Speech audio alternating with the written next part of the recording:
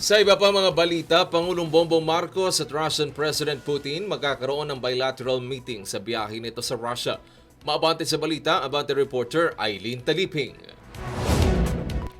Aasahan ang bilateral meeting ni Pangulong Ferdinand Marcos Jr. at Russian President Vladimir Putin sa kanyang pagdalo sa ASEAN-Russia Commemorative Summit sa June 17 at 18 sa Kazan, Russian Federation. Sa pre-departure briefing sa Malacanang, sinabi ni Department of Foreign Affairs Deputy Assistant Secretary for Asian Affairs Dominic Xavier Imperial na ang pulong ay naasahang sentro sa komemorasyon ng ika-50 anibersaryo ng pagkakatatag ng diplomatikong relasyon sa pagitan ng Pilipinas at Russia. Sasamantalahin din ng Pangulo ang oportunidad upang mapalakas ang relasyon sa seguridad, sa enerhiya, seguridad sa pagkain at mutual interest ng dalawang bansa.